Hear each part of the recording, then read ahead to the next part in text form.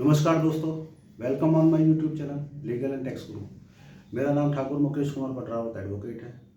आज मैं आपके सामने बड़ा ही महत्वपूर्ण विषय पर चर्चा करूंगा। जैसे कि मैंने पहले भी वीडियो डाली है 138 NI एक्ट के ऊपर, लेकिन NI एक्ट की कुछ वीडियो डाली है, उसके ऊपर मेरे कुछ व्यूवर्स हैं जिन्होंने बताया कि सर अगर जो चेक इशू करने वाला है, जिसके अगेंस्ट में हमने चेक डाला है, अगर वो उसकी डेथ हो जाती है तो हम क्या करें।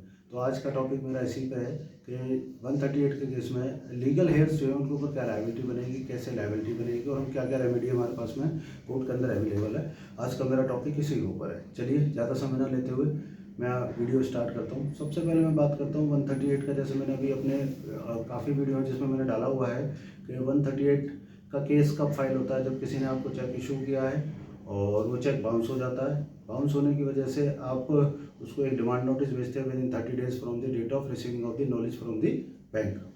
जिस दिन आपको बैंक से नॉलेज मिली है कि ये चेक बाउंस हुआ, उसके 30 डेज के अंदर अंदर आपको डिमांड नोटिस भेजना होता है। डिमांड नोटिस में आपको 15 डेज का टाइम देना होता है। 15 डेज के बाद में आपके पास में फर्दर 1 महीने का टाइम होता है केस फाइल करने के लिए। ये 138 का प्रोविज़न है जो केस फाइल आपको करना होता है। चलिए अब मैं बात करता हूँ कि 138 के केस में दो कंडीशन है।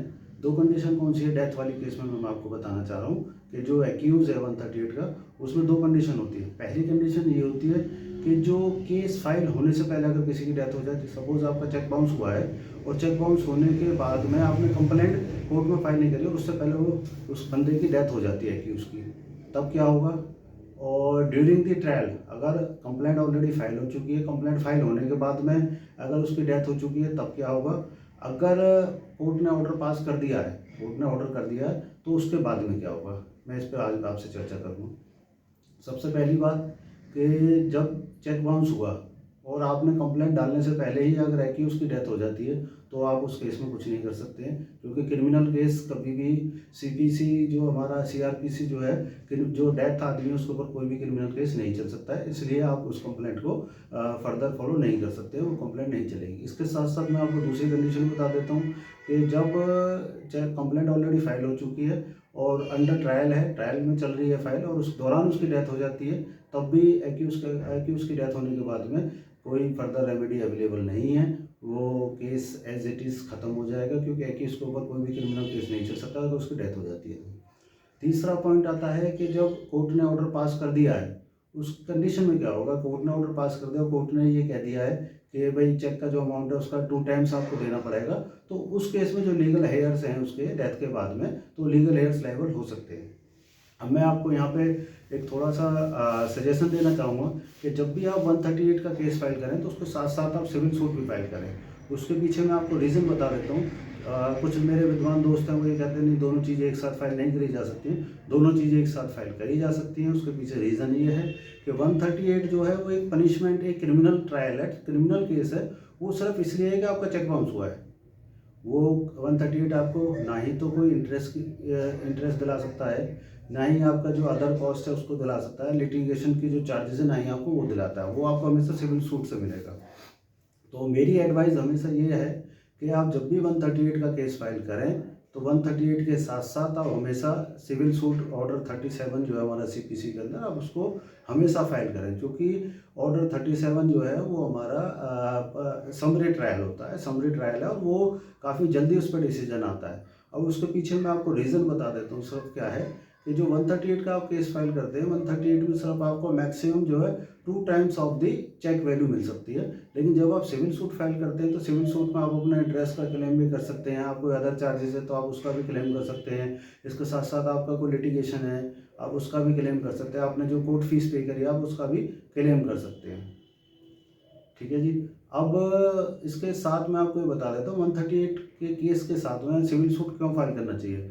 अगर 138 का केस आपका चल रहा है और 138 के केस के दौरान अगर एक्यूज की डेथ हो जाती है तो आप वहाँ पर कुछ नहीं कर सकते। अगर लिमिटेशन है, जैसे सपोज आपका सिविल सूट फाइल करने के लिए, रिकवरी सूट फाइल करने के लिए आपके पास में लिमिटेशन होती है 3 ईयर्स की।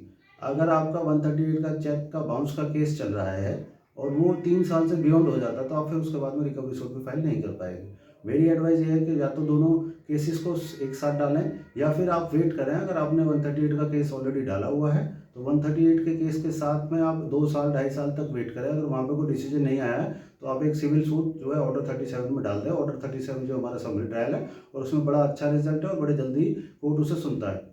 ऑर्डर 37 में क्या है कि ऑर्डर 37 में कोई भी नेगोशिएबल इंस्ट्रूमेंट है और या फिर कोई रिटर्न एग्रीमेंट है तो आप ऑर्डर 37 के अंडर में आप जाके आप समरी सूट फाइल कर सकते हैं कोर्ट के अंदर। अब इन दोनों में डिफरेंस सिर्फ यही है कि आप दोनों को एक साथ भी फाइल कर सकते हैं या फिर आप 138 और रिकवरी सूट और अंडर ऑर्डर 37 आप दोनों को एक साथ में फाइल कर सकते हैं। या फिर आप 138 का केस जो आपने फाइल कर रखा है आप उस 138 के केस को वेट करें। अगर आपको 2-2.5 साल हो गया है तो उसके बाद में आप अपना सिविल सूट फाइल कर दें। सिविल सूट में फाइल करने से आपको एक बेनिफिट होता है कि आप उसमें इंटरेस्ट भी चार्ज कर सकते हैं, आप उसमें पेनल्टी वगैरह कोई लगी हुई है तो वो भी ले सकते हैं, आप उससे कोई लिटिगेशन का चार्जेस है वो भी ले सकते हैं, कोर्ट फीस लगी है तो आप वो भी ले सकते हैं। और सबसे महत्वपूर्ण जो चीज़ है आप 138 में लीगल एयर्स को कभी भी आप लायबल नहीं ठहरा सकते, लेकिन सिविल सूट में जब आप रिकवरी सूट फाइल करेंगे तो अगर एक्यूज की डेथ हो गई है या जो डिफेंडेंट है उसकी डेथ हो भी गई है उसके बाद उसके जो लीगल हेयर्स हैं वो उसके लिए लायबल होते हैं।